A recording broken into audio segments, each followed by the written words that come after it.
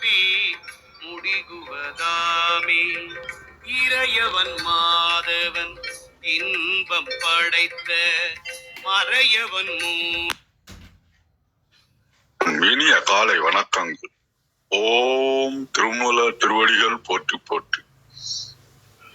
திருமந்திரம் 6ஆம் தந்திரம் 2வது அத்தியாயமாகிய திருவடி பேரு 1591வது மந்திரம் என்று நாம் சிந்திக்க உள்ளோம். தாழ் தந்த போதே தனை தந்த எம்மிறை வாழ் தந்த நாண வலிமையும் தந்திட்டு வீடு அந்தம் இன்றியே ஆள்க என விட்டு அருள் பாடியின் முடி வைத்து பார்வந்து தந்ததே. அதாவது இறைவன் சீடனுக்கு குருவாக தீட்சை வழங்குகிறார் அப்படின்னாக்கா என்னென்ன மாற்றங்கள் வரும் அப்படின்றத ரொம்ப அருமையா அந்த பாடல சொல்றார்.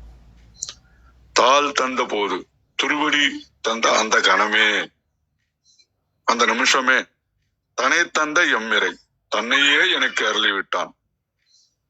எப்ப அந்த பிளாஷன் ஆஃப் செகண்ட் இடி மின்னல் மாதிரி வந்துச்சுன்னா உடனே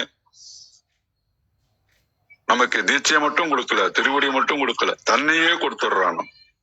வாழ் தந்து நாண வலிமையும் தந்து அந்த அறியாமையை அறுக்கக்கூடிய நாணமாகிய வாழ் அது. அப்ப அதை பயன்படுத்தக்கூடிய வலிமையும் கொடுக்கறான். அதாவது அன்பே சிவம்னு போதிச்சுக்கிட்டு வருகின்ற நம்ம திருமல நாயனார் இந்த இடத்துல வாளையும் பயன்படுத்தணும்ன்றார். மன வலிமை, அறியாமை அகற்றக்கூடிய அந்த மன வலிமையையும் கொடுக்கின்றார்ன்றாங்க. வீடு அந்தம் இன்றிய முடிவில்லாத முக்தி நிலையையும் அதியாத பேரின்பத்தையும் கொடுக்கின்றார். அதோட இல்ல, ஆள்க என விட்டு உலக ஆள பணித்து அருள் பாவின் முடிவைத்து திருவருள் ஒரு கிரீடமாக சூட்டி பார்வேந்தும் தந்ததே ஆன்மீக தலைமையாக எனக்கு தந்தானே. எங்க பசங்க அடிக்கடி ஒண்ணு சொல்லுவான், ஸ்போர்ட்ஸ் பசங்க வருவானோ விளையாட்டுல பாத்தீங்கன்னா ஒருத்தர் தான் வின் பண்ண முடியும், ஆனா பாடத்துல பாத்தீங்கன்னா எல்லாரும் டாப் மார்க் வாங்கலாம். அத மாதிரி ஆன்மீகத்துல வந்துட்டோம்னா எல்லாருமே ஆன்மீக அரசராயிடலாம் அப்படின்னு அவர் சொல்றாரு. அப்ப இறைவன் சீடனுக்கு குருவாக தீட்சை வழங்கும் போது 3 விதமான மாற்றங்கள் நடக்குதுங்க. முதல் மாற்றம், இறைவன் தன்னையே அளிக்கின்றான். ஞான அறிவை மட்டும் கொடுக்கல, அவனையே கொடுத்துடுறான். 2வது, நாணம் என்கின்ற ஆயுதம், அறியாமை, ஆணவம் இவற்றையெல்லாம் வெல்லக்கூடிய கூர்மையான ஞான வாளும் கொடுத்துடுறான். அதை பயன்படுத்தக்கூடிய வலிமையும் கொடுக்கிறான். 3வதாக ஆன்மீக பேரரசு, ஆன்மீக தலைவன், உலக பற்றுகள் எல்லாம் விடுபட்டு இறைவனோடு நாம் ஒன்றிணைந்த நிலையில் இருக்கிறது பாத்தீங்கன்னா ஆன்மீக பேரரசன் அப்படின்றாருங்க. ஒரு சின்ன குட்டி கதை பார்க்கலான்னு இருக்கிறோம். நாணவாலும் ஆன்மீக பேரரசும். ஒரு செல்வந்தர் இருக்கிறார், அவர்கிட்ட எல்லா சுக துக்கங்களையும் உலக சுகங்களை எல்லாம் எல்லா செல்வமும் இருக்கு, அனுபவிக்கிறார். மனசுல ஓரத்துல அமைதி இல்லை. அப்புறம் அப்பப்ப கொஞ்சம் மரண பயம் வருது. நான் யார் அப்படின்னு ஒரு கேள்வியும் அவருக்கு வருது. இதனடா நம்ம இவ்வளவு நாளா திக்கு முக்காடி எல்லாத்தையும் அனுபவிச்சோம், இந்த மாதிரி சின்ன சின்ன நெருடல்கள்லாம் வருது அப்படின்னு யோசிக்க ஆரம்பிக்கிறாரு. தேடுதலை தொடங்குறாரு. அப்போ ஒரு சித்தரக அணுகிறாரு. உனக்கு நிலையான இன்பம் வேணுமா, நான் என்ன செய்யணும் அப்படின்ட்டு அவர்கிட்ட பணிந்து கேட்கிறாரு. அவர் உடனே அவரை சீடரா எடுத்துக்கிட்டு நல்ல ஒரு நாள்ல, சிவயோக நாள்ல அவருக்கு திருவடி தீட்சை அளிச்சாரு. அந்த நொடியில அந்த செல்வந்தருக்கு 3 மாற்றங்கள் நிகழ்ந்தன. ஏற்கனவே சொன்ன மாதிரி, 1, பயம் நீங்கிடுச்சு. மரண பயம் இருந்துன்னு சொன்ன இல்லைங்களா, அது நீங்கிடுச்சு. நான், எனது செல்வம் எல்லாமே பார்த்தீங்கன்னா மணல் துகளா பாக்குறாரு. அரண்மனை, பெரிய பங்களா, அவருக்கு இருக்கிற ப்ராப்பர்ட்டிஸ் எல்லாம் அந்த மணல், ஒரு மணலா இல்லையா எப்படி அலட்சியமா பார்ப்போமோ அது மாதிரி அலட்சியமா பாக்குறாரு. அப்ப அதுக்கப்புறம் அவருக்கு என்ன வருது, இறைவன் எனக்குள் இருக்கிறான், அந்த மகா சக்தியை அவர் உணர்கின்றார். அடுத்து நாணவாள், அவர் என்ன பண்ணுவார், மரக்கட்டை எடுத்து தரார். இந்தப்பா இது வெறும் மரம் கட்ட மட்டும் இல்ல, உன்னுடைய அறியாமையை அறுக்கும் நாணவாள். உலக மாயை விட்டுருவதற்கு தேவையான தெளிவான புத்தி இருக்குது. ஒரு மரத்தை வெட்டினாலும் எந்த இடத்துல வெட்டணும்னு இருக்கு இல்லைங்களா? அந்த மாதிரி. அப்ப இத்தனை நாளா அன்பே சிவம்னு போதிச்சுட்டு வந்தவர் நம்ம அறியாமை அகற்றுவதற்காக நாணவாளையும் தருகின்றார். அதோட இல்ல, நீ செல்வந்தரா இருந்து என்ன பிரயோஜனம்? இப்ப நான் தரம்பாரு, இந்த நாட்டை நீ ஆள வேணாம். அப்ப யார் ஒருவன் 5 புலன்களையும் ஆசைகளையும் வென்று இறைவனை தனக்குள் காண்கிறானோ அவனே இந்த உலகத்தில் சக்கரவர்த்தி, ஆன்மீக பேரரசு அப்படின்ற 3 மாற்றங்கள் அங்கே நிகழ்கின்றன.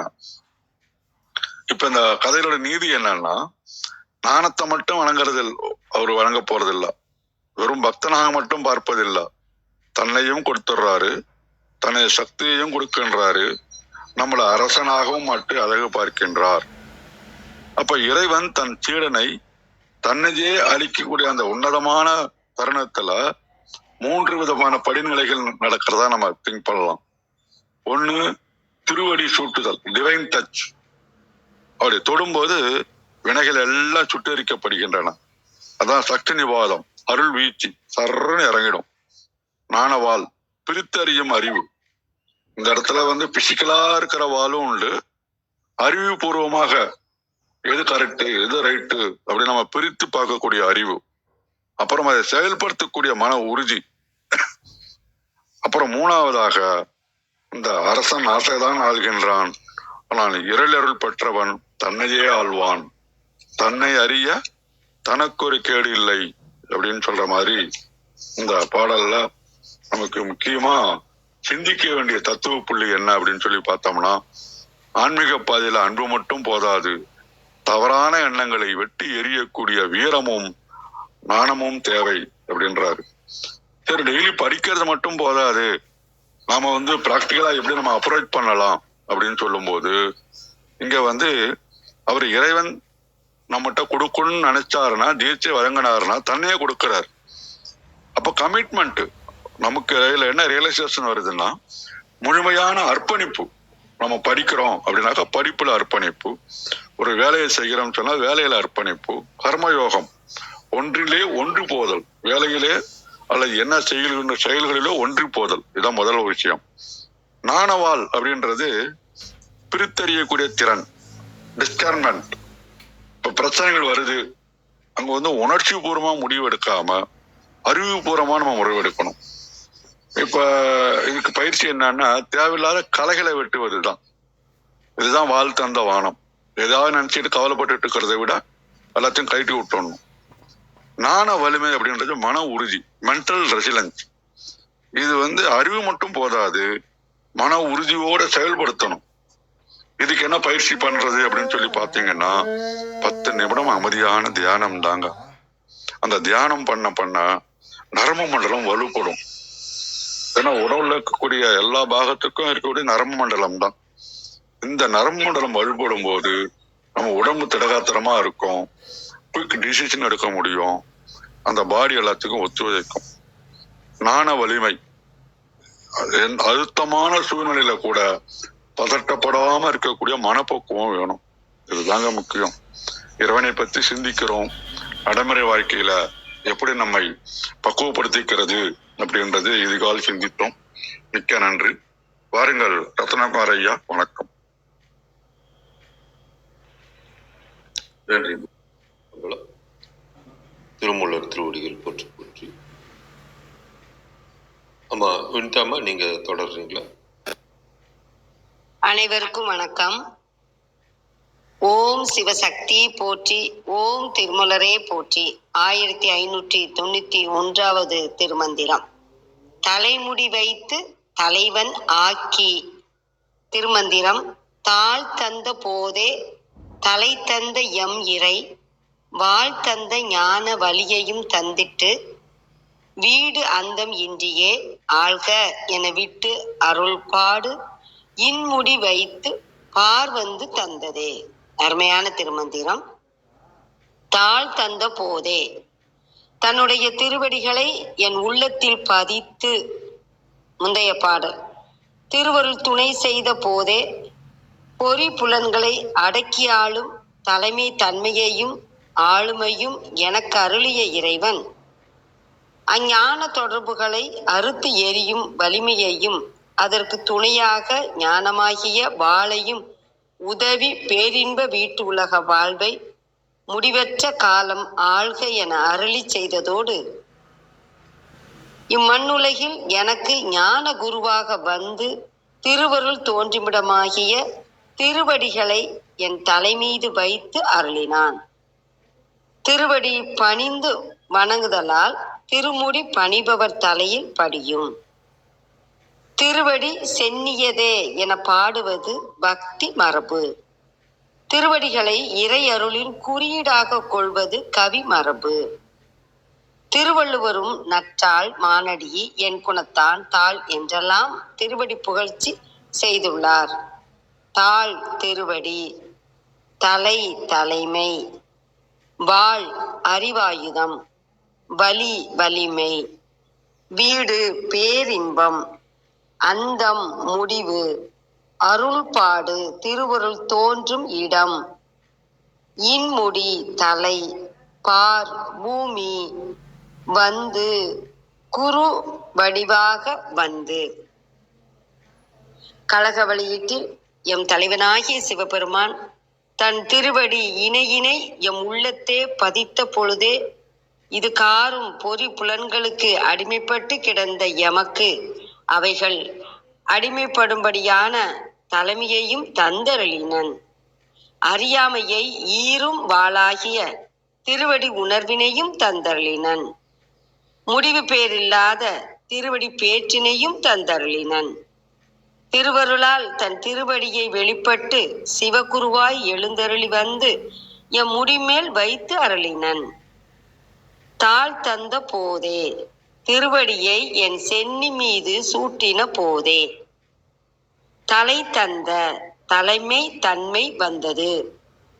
வாழ் தந்த ஞான வாழ்போலும் அஞ்ஞானத்தை ஈரும் ஞான வீடு அந்தமின்றியே ஆள்கென முத்தி இன்பத்தை என்றும் நித்தியமாய் அனுபவி என்று அருட்பாடின் அருளினால் முடி வைத்து தலையில் திருவடியை சூட்டி பார் வந்து பூமியிலே குரு வடிவாய் வந்து.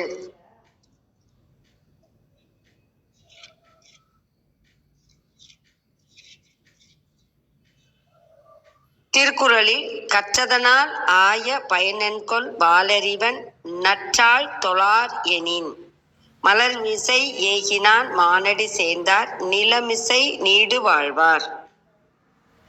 தனக்கூமை இல்லாதான் தாழ் சேர்ந்தார்க்கு அல்லால் மனக்கவலை மாற்றல் அரிது.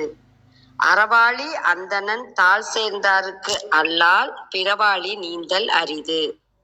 கோளில் பொறியில் குணமிலவே என் குணத்தான் தாளை வணங்கா தலை. பிறவி பெருங்கடல் நீந்துவர் நீந்தார் இறைவனடி சேராதார். அனைவருக்கும் நன்றி வணக்கம். சிவசிவ. திருச்சிற்றம்பலம். நன்றிமா. இன்று திருமந்திரத்தில் 6ஆம் தந்திரத்தில் திருவடி பேரு பாடல் 1591 பார்த்து கொண்டிருக்கின்றோம். பாடல் இருக்கின்றது.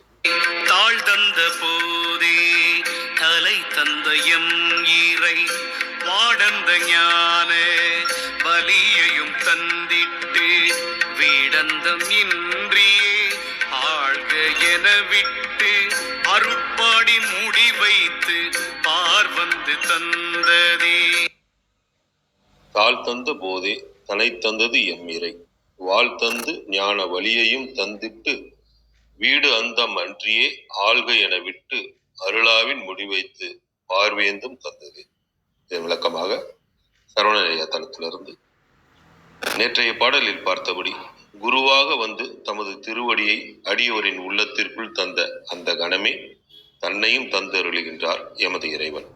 அதனோடு அடியவருக்கு ஞானமாகிய வாளையும் தந்து அந்த ஞானத்தை உபயோகிக்கும் பக்குவத்தையும் கொடுத்து வைத்து அடியவருக்கு முக்தியாகிய எல்லையும் இல்லாமல் அவரின் உடலுக்கு அழிவும் இல்லாமல் இந்த உலகத்தையே ஆட்சி செய் என்று விட்டு தமது அருளை அடியவரின் உயிருக்கு கிரீடமாக வைத்து அருளி இந்த உலகத்தையே ஆளுகின்ற அரச பதவியையும் தந்து அருளுகின்றார் அப்படின்னு கொடுத்துருக்காங்க. தேவாரம்.org இருக்கிறத பார்ப்போம். தனது சக்தியை உலகுக்கு உதவ வைத்த பொழுதே அவ்வுதவியை பெறும் உயிரை அந்நிலையில் வைத்த எங்கள் சிவபிரான் பின்பு இப்பூமியில் குருவாகி வந்து பலருக்கு அருள் புரிந்து அஞ்ஞானமாகிய மரத்தை வெட்டி வீழ்த்தும் வாள் போல்வதாகிய ஞானத்தின் உறுதிப்பாட்டை தந்து வீட்டுலகத்தை எல்லையில் காலமாள்க என அளித்த பொருட்டு மும்மலக்கட்டினின்றும் வெளிப்படுத்தி அருள் தோற்றமாகிய தனது திருவடிகளை அவரது இனிய தலையில் சூட்டியேயாம். இதன் குறிப்புரையாக சக்தியை தாள் எனவும் உயிரை தலை எனவும் உருவகித்து கூறுதல் மரபு. சக்தி திரோதான சக்தி என்பதும் உயிர்கள் சகல நிலையில் உள்ள உயிர்கள் என்பதும் தந்த என்பதனால் பெறப்பட்டன. வாழ்தந்த என்பதில் தந்த என ஓம உருவு, தந்திட்டு எனும் செய்தேன் எச்சம், எதிர்காலத்தாய் நின்ற என எனும் செய்யவெனச்சத்தோடு முடிந்து எதிர்காலத்தில் இறந்த காலமாய் நின்றது என்னை. செய்தென்னச்ச திறந்த காலம் எய்திட நுடைத்தே வாரா காலம் என்பது கட்டளையாகலின் விடுதல் கட்டறுத்து இனிதியங்கு செய்தல் பாடு தோற்றம் அஃது அதற்கு இடமாகிய திருவடியை குறித்தது. தந்தது என தொழிற்பெயர் எழுவாய் நின்றமையின் வைத்து எனும் வினையச்சம் பயனிலையாதல் பொருந்திற்று. எம் இறை பார் வந்து தந்தது விட்டு வைத்து என வினை முடிவு கொள்க. அவ்விடத்து தந்திட்டு ஆள்கிணர்க்கு எனும் தொடர் பயனிலையை சிறப்பித்து நின்றது. இதனால் சிவகுருவினது திருவடியே பிறவிக்கு ஏதுவாகிய பாசத்தை அறுத்து வீட்டிற்கு ஏதுவாகிய ஞானத்தை தருதல் கூறப்பட்டது அப்படின்னு தேவாரம்.org கொடுத்துருக்காங்க. அம்மா கிருத்திகம்மா, வாருங்களம்மா. வணக்கம் அம்மா.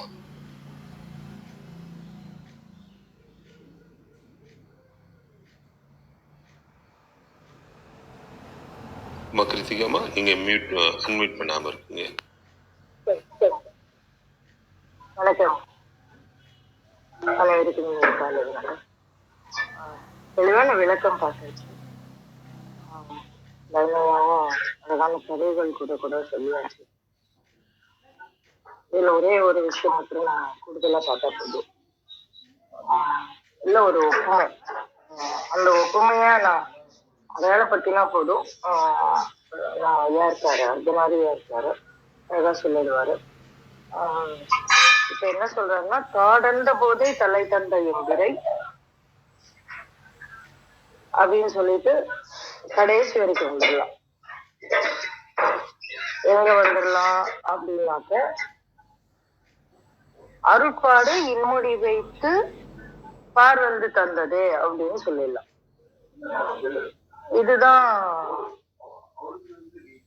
இதுதான் அந்த மந்திரத்தோட இது நடுவுல இருக்கக்கூடிய இந்த வாடந்த ஞான வலியும் தந்தித்து வீடந்த மின்றியே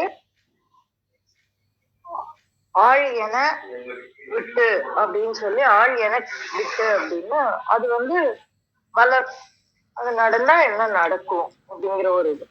இப்ப செயல் அப்படிங்கிறது முதல்ல நம்ம உணர வேண்டியது.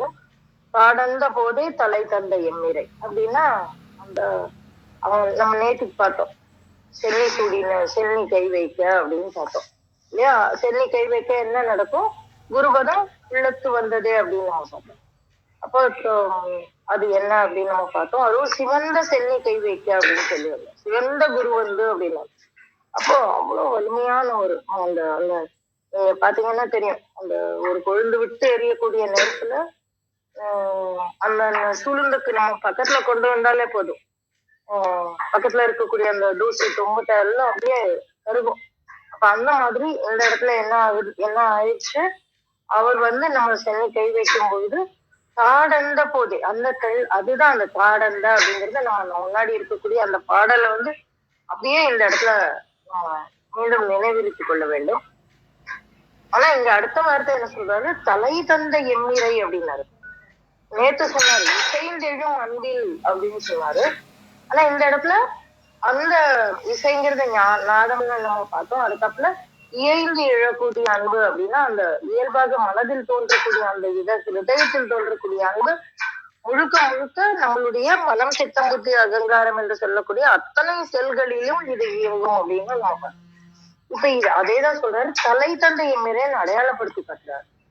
அப்ப தலை அப்படிங்கும்போது இந்த இடத்துல தாழ் தலை அப்படின்னு 2 விதமாகவும் பார்க்கலாம். அதுதான் நம்ம தேவானந்த தோர்ஜில ஐயா சொல்லும்போது பார்த்தோம்னா, அப்ப என்ன அப்படின்னா கீழிருந்து மேலே கொடியேற்றக்கூடியது. அப்ப இந்த இடத்துல நான் வந்து வள்ளல் பெருமானாருடைய அந்த கொடி விளக்கத்தை வந்து நம்ம பார்க்கலாம். பேருபதேச பகுதியில வந்து கொடி என்ன, எதற்காக கொடி ஏற்றப்பட வேண்டும், அவருடைய அந்த மஞ்சள் வெள்ளை கொடிக்கு உண்டான அந்த காரணம், இது எல்லாமே சொல்லியிருப்பாரு. மொத்தத்துல இதுவும் அந்த மாதிரியான ஒரு கொடியேற்றுதல் தான். தலையில இருந்து தாழ்ல இருந்து தலை வரைக்கும் அந்த இறையம் பெருமான் நமக்கு செய்யக்கூடியது. என்ன செய்யறாரு அப்படின்னு பாத்தீங்கன்னாக்க, அருட்பாடு இன்னோடி வைத்து பார் வந்து தந்தது அப்படின்னு சொல்றாரு. அப்ப அதுதான் அவர் தராரு. அருட்பாடுதான், அதுதான் அந்த கொடி பறக்கக்கூடிய அந்த ஒரு விஷயம். அத அவர் வந்து நமக்கு தராரு. பார் வந்து தந்தது அப்படின்னா இந்த இந்த இந்த பூமியில் கொடி பறக்கிறதுனா என்ன, அப்ப என்ன இருக்கணும், கொடி பறக்கிறது ஒரு சிம்பாலிசம் இல்லைங்களா, அது ஒரு குறியீடு. அது என்ன அப்படின்னா அதுக்கு என்ன வேணும், காத்து வேணும், சுதந்திரமான காத்து வேணும், அந்த கொடியினுடைய விடுதலையான ஒரு தன்மை வேணும் இல்லைங்களா. அப்புறம் அதுக்கு ஒரு 2 கொடி ஏற்றத்துக்கே 2 நாளங்கள் வேணும். அப்போ நாளங்கள்ல அந்த கயிறு வேணும் இல்லைங்களா. இப்ப நம்ம கொடி ஏற்றுவோம் 26ஆம் தேதி, என்ன பண்ணுவோம், ஒரு கயிறுல அந்த அந்த அந்த கயிறு வந்து வட்ட வடிவமா 2 கயிறாக இருக்கும். ஒரு மேல இருக்கிற கொம்பில மாட்டி கீழே இருந்து இழுக்க இழுக்க மேல போகும். அப்படிதான் அதான் கொடி ஏற்றுறது. அப்ப அந்த மாதிரி கீழிருந்து அருட்சக்தி, அப்ப அந்த அப்படி இயங்கக்கூடிய சக்தி எதுவாக இருக்கிறது அப்படின்னா இறையம் பெருமானின் சக்தியாக இருக்கிறது. அததான் சொன்னாரு, பாடு அருட்பாடு இன்முடி வைத்து பார் வந்து தந்தது. அப்படி தந்துட்டா என்ன நடக்கும், வாடந்த ஞான வலியையும் தந்துட்டு அப்படின்னா அதெல்லாம் மேல போயிடுச்சுன்னா அதுக்கப்புறம் கீழே எந்த பிரச்சனையும் இல்லை. எல்லா அஞ்ஞானங்களையும் வெட்டக்கூடிய வாளை அவர் நமக்கு தருகிறார். வீடு அந்தமின்றியே அப்படின்னா இந்த அது எப்படி உடல் சாகா வரமா உடலா அப்படின்னா உடல் இல்லை, மீண்டும் உடல் எடுக்காத ஒரு தன்மை, அதுதான் அந்த சாகாவரம். அதை எனக்கு அருளினார் அப்படிங்கிற மாதிரி ஒரு பொருள். அதாவது இந்த உடலில் இருக்கும் பொழுதே இந்த உடலை தாண்டக்கூடிய ஒரு தன்மை, இந்த உடலற்ற ஒரு தன்மை நமக்கு அருளினார் அப்படின்னு நம்ம இந்த இடத்துல புரிஞ்சுக்கணும். இதை வந்து மொத்தமாவே நம்ம வந்து இந்த கொடியேற்ற ஒரு வைபவமா நம்ம புரிஞ்சுக்க வேண்டியிருக்கோம். இதனோட இன்னும் விளக்கங்கள் வந்து நிறைய இருக்கு, டைம் இல்லை, எல்லாம் பின்னாடி வேர்சையா இருக்கிறாரு, அர்த்தநாரியா இருக்கிறாங்க, இன்னும் கொஞ்சம் கூட விளக்கமா நமக்கு சொல்லி தருவாங்க. இந்த கொடியேற்றுதல நம்ம இந்த மந்திரத்துக்கு ஒரு உருவகமா வச்சு நம்ம பார்க்கும்போது இன்னும் அதிக புரிதல்கள் நமக்கு இறைவன் நமக்கு அருளி தருவார். இன்னும் வேணும்னா நம்ம அந்த பேருபதேச பகுதியை பார்த்தோம்னா இன்னும் நல்ல விளக்கங்கள் நமக்கு கிடைக்கும் என்று சொல்லி என்னுடைய பகிர்தலை நமக்கு சொல்கிறேன்.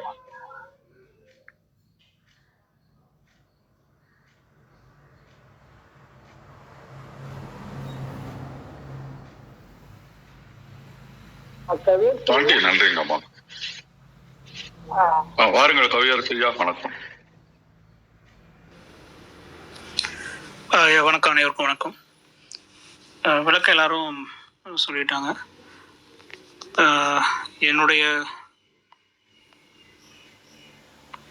என்னுடைய புரிதலில் வந்து இது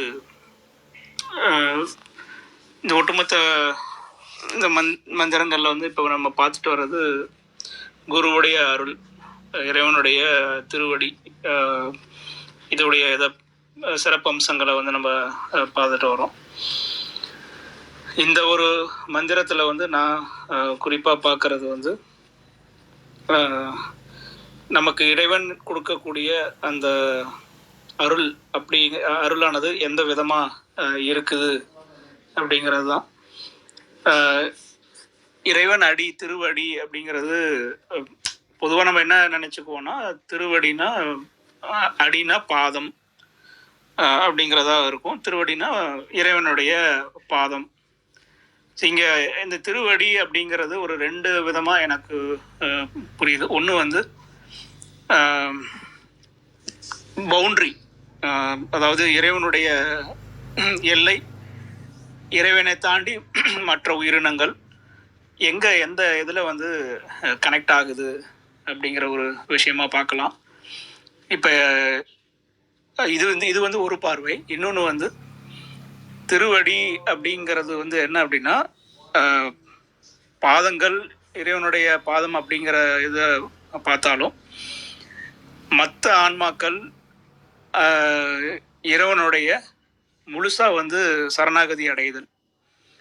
திருவடி அப்படின்னா இது வந்து நம்மளுடைய கம்ப்ளீட் சரண்டர், திருவடி சரணாகதி அடைதல். இது வந்து ஒரு ஒரு ஒரு பார்வை. அப்போது இறைவனுடைய எல்லை நமக்கு எங்கே வந்து அந்த எல்லையை வந்து கனெக்ட் ஆகுது அப்படிங்கிறது இந்த பாடலை வலியுறுத்துறத நான் பார்க்குறேன். இப்போ இதுக்கு வந்து நமக்கு என்ன மாதிரியான உபகரணங்கள் கொடுக்கப்படுது அந்த எல்லையை வந்து உணர்றதுக்கு அப்படிங்கிறது தான் ஒவ்வொரு மந்திரத்துலேயும் சொல்லிட்டு வராங்க. இதில் மேலே சொல்கிறதுக்கு எனக்கு கருத்து இல்லை. எல்லாரும் அருமையாக சொல்லிட்டீங்க. நன்றிங்க.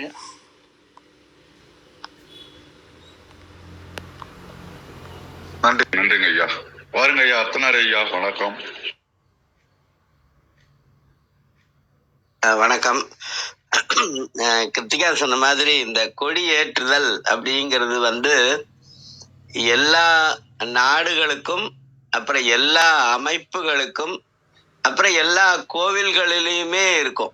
ஒவ்வொரு கோவில்லையும் வந்து அந்த திருவிழா நடக்கிறதுக்கு முன்னாடி துவஜ ஆரோகணம் அப்படின்னு சொல்லுவாங்க. அந்த கொடி ஏத்துறது அது எல்லா அமைப்புகளுக்கும் இருக்கும். குறிப்பா உமாபதி சிவம் வந்து கூடும் அருளினால் அப்படின்னு ஒரு கொடிக்கவின்னு ஒன்று பாடியிருப்பாரு. அது வந்து ரிஷப கொடி ஏற்றும் போது அதை பாடுவாங்க. அது மாதிரி வள்ளலாருடைய 6ஆம் திருமுறையில சிற்சக்தி துதி அப்படின்னு ஒரு 10 பாட்டு இருக்கும். ஒவ்வொரு பாட்டுலயும் கடைசியில அடியேற்கு அருளுகவே அப்படின்னு இருக்கும். அடியேற்கு அருளுகவே அப்படின்னு இருக்கும்போது வலது கையில இருக்கிற கயித்தை அப்படியே இழுக்கும் போது அது கொடி மேலே ஏறி போகும். அந்த 10ஆவது பாடல் பாடும்போது அந்த கொடி முழுக்க மேல போயிடும். அது அப்ப அந்த கொடி நம்ம தலைக்கு மேல இருக்கும். அததான் அபிராமி அந்தாதியோட 6ஆவது பாடல்ல சென்னியது உன் பொன் திருவடி தாமரை அப்படின்னு அபிராமி அந்தாதியோட 6ஆவது பாட்டுல அபிராமி பட்டர் சொல்லியிருப்பாரு. அது மாதிரி நிறைய இடத்துல. அதே மாதிரி அருட்பெருஞ்சோதி அகவல் அது வந்து 1596 வரி. அதை முழுக்க படிச்சா அருள் பெறுவதனுடைய பயன்கள் என்னென்ன அப்படிங்கிறத தெளிவா கொடுத்திருப்பாரு. அதுல சொல்லுவாரு, தன் கையில் பிடித்த தனி அருள் ஜோதியை என் கையில் கொடுத்த என் தனி தந்தையே அப்படின்னு சொல்லியிருப்பாரு. அத கடைசியில இலகும் 5தொழிலையும் யான் செய்ய தந்தனை, செய்தேன்னு எங்கேயுமே சொல்லல, செய்ய தந்தனை அப்படிதான் சொல்லியிருப்பாரு. அது மாதிரி இருக்கும். அது நிறைய பெரிய விஷயம். அது அந்த அருள் பதிதல், சத்தினிபாதம் வாய்த்தல் அப்படிங்கிறது மிகப்பெரிய விஷயம். அது எல்லா ஜென்மங்களிலுமே அது நம்ம வந்து கத்துக்க வேண்டிய பல ஜென்மங்கள்ல கத்துக்க வேண்டிய ஒரு விஷயமா இருக்கும் அது. ஆனா சில நேரம் நினைச்சோம்னா அது வியாபகம் அப்படின்னு சொல்லுவாங்கல்ல, அது மாதிரி எல்லை நீர்த்த இவ்வுலகம் யாவையும் அப்படின்னு சீதை வந்து அனுமன் கிட்ட சொல்லுவாங்க. எல்லை நீர்த்த இவ்வுலகம் யாவையும் அப்படிங்கிறது. அப்ப எல்லையே இல்லாத ஒரு விஷயம்தான் அருள் தன்மை அப்படிங்கிறது. அதுல திருவள்ளுவரே சொல்லுவார், அருள் சேர்ந்த நெஞ்சினார்க்கு இல்லை, இருள் சேர்ந்த இன்னா உலகம் புகழ் அப்படின்னு சொல்லியிருப்பாரு. அது மாதிரி அந்த அருள் அப்படிங்கிறது மிகப்பெரிய விஷயம். அது இறைவனே வந்து நமக்கு அளிக்க வேண்டும். அப்படி இறைவனே வந்து அளிப்பதற்கான தகுதியை நாம் அடைய வேண்டும் அப்படிங்கிறது தான் திருமந்திரத்தினுடைய நோக்கம். அததான் திருமூலர் வந்து நமக்காக அவர் பெற்ற இன்பத்தை இந்த வையகம் பெற வேண்டும்ங்கிறதுக்காக சொன்னது அது. ஆனா இன்னைக்கு இதுக்கு நிறைய பாட்டு இருக்கு. திருவாசகத்துல 5வது தலைப்பு திருச்சதகம். அதுல 26வது பாட்டு சிந்தனை நிந்தனக்கு ஆக்கி நாயினேன் தன் கண்ணினை திருப்பாத போதுக்கு ஆக்கி அப்படின்னு சொல்லியிருப்பாரு. அது மாதிரி நிறைய பாட்டு இருந்தா கூட நம்ம இன்னைக்கு வந்து திருப்பூவல்லின்னு ஒரு தலைப்பு இருக்கு திருவாசகத்துல. ஏன்னா காத்தால போய் பூ பறிச்சு சுவாமிக்கு சூட்டுவது அப்படிங்கிறது அன்னைக்கு இருந்த மரபு. ஆனா இன்னைக்கெல்லாம் நம்ம காசு கொடுத்து கடையில வாங்குறோம். அதுவும் நல்லது விற்கிறவங்களுக்கு அது மாதிரி. ஆனா அன்னைக்கு வந்து காத்தால போய் அந்த பூக்கூடல் எடுத்துட்டு போய் பறிச்சு கொண்டு வந்து சுவாமிக்கு வைப்பாங்க. மலர் பறித்திட்டு உண்ணாராகில் அப்படின்னு அப்பர் பெருமான் சொல்லியிருப்பாரு. அந்த அந்த மாதிரி திருவாசகத்துல திருப்பூவல்லி அப்படின்னு ஒரு தலைப்பு இருக்கு. அதுல முதல் பாடலை மாத்திரம் ஓதி நிறைவு பண்ணிக்கலாம். இணையார் திருவடி என் தலை மேல் வைத்தலுமே, இணையார் திருவடி என் தலை மேல் வைத்தலுமே, துணையான சுற்றங்கள் அத்தனையும் துறந்தொழிந்தேன், இணையார் திருவடியன் தலை மேல் வைத்தலுமே, துணையான சுற்றங்கள் அத்தனையும் துறந்தொழிந்தேன், அனையார் புனல் தில்லை சிற்றம்பலம் பாடி, சிற்றம்பலம் பாடி, தில்லை சிற்றம்பலம் பாடி, அனையார் புனல் தில்லை சிற்றம்பலம் பாடி, புனையாளன் சீர்பாடி பூவல்லி கொய்யாமோ. சிவா திருச்சிற்றம்பலம். ஆடும் பரிவேலணி சேவலென பாடும் பணியே பணியாய் அருள்வாய், வாழ்க சீர் அடியார் எல்லாம். நன்றி.